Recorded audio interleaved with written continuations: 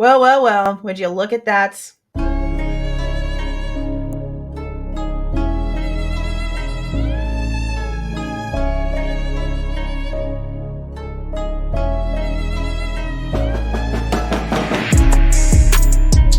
Hey guys, this is Jules with True Crime Reactions.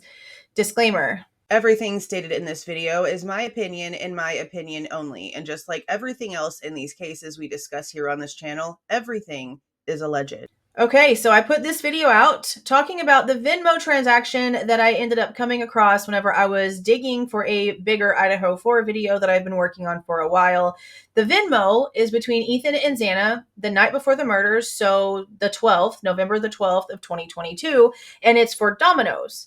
Now, that was important because, one, we've been being told this whole time by the police that Xana received a DoorDash order around 4 o'clock in the morning. With it being a Saturday night, with it being a busy Saturday night at that, in a college town, I would assume it would be anywhere between 30, 45 to an hour to get an order delivered to you. So she would have had to have ordered this around 3 o'clock in the morning, and that would have only been about 3 hours since they would have had pizza at home, according to Xana's parents, technically both of them. Jeff is the one who mentioned her being home at midnight to the news stations, and then according to Kara, Jeff told her while they were at home, they were apparently also eating pizza. Now, when it comes to Xana and Ethan, there's nothing but gaps in mystery when it comes to their timeline. As you're going to see when we go through the comparisons of Blaker's PCA versus Payne's PCA, there's differences in both of the warrants when it comes to Xana and Ethan, and there shouldn't be. So technically, we don't know anything at all. We know what her parents claim, and we know what Bethany says. But according to her parents, she was home at midnight. According to Bethany and what the police are going with, they came home around 1:45 from apparently the party. But if Xana was home at midnight telling her dad there was an altercation at the party, that altercation at the party would have been the reason for them to have been home early. So unless they ended up leaving at some point and coming back again around 1:45, none of that matches up. Now, I put this video out because I saw this Venmo transaction, the one about Domino's. Now, Heather, she's so good at finding clips and basically just like storing all of this important information together. If you guys haven't checked her channel out, she doesn't talk on camera or do any like back end talking either. So it's a bunch of clips, a bunch of news clips, but she puts all the stuff on the screen. So if you can look at the screen, it's good to go. It's lots of detailed information. She basically found further proof of the pizza, and I honestly think time that it was delivered. There's going to be a link for this video down in the description box, but she has photos that were taken from the mainstream media from November 14th, so the day after the crime, of the back porch area of King Road. And as you can see, there's pizza boxes. Now, these are not the same pizza boxes that I remember seeing whenever I first heard that these were paid for by a group of students to send over to the investigators as kind of like a give them a break or whatever for their lunch break whenever they're doing their investigation. That's what I was told that the pizza boxes were for. But these are not the same pizza boxes. These pizza boxes are on the back porch. And as you can tell by the comparison video that Heather put in here, those are Domino's pizza boxes.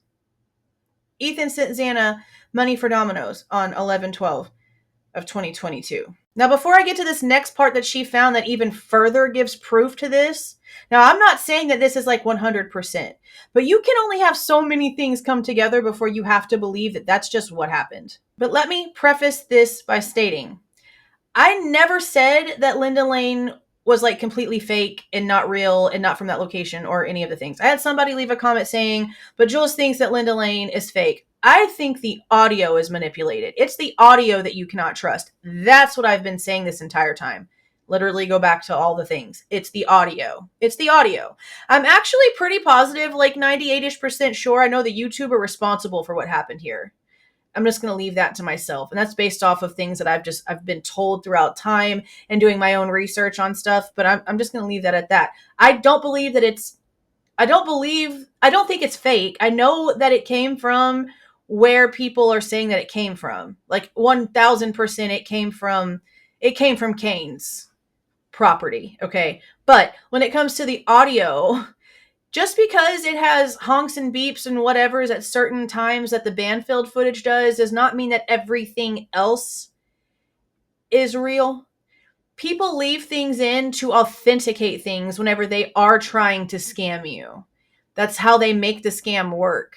I also don't believe what any channel says that they claim when it comes to what they can see with that car that everyone is claiming to be the white Hyundai Elantra.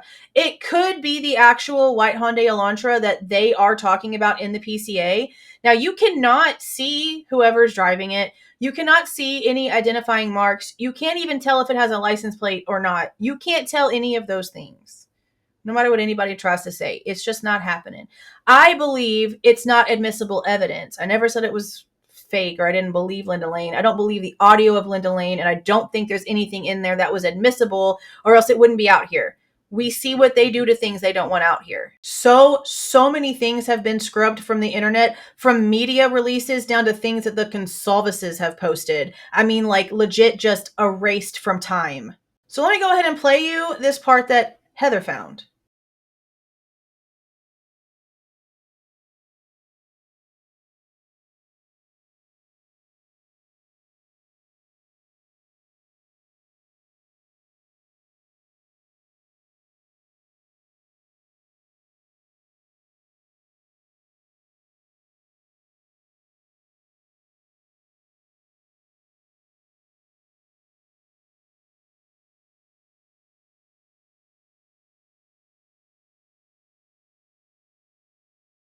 Do you see that shape on the roof of the car?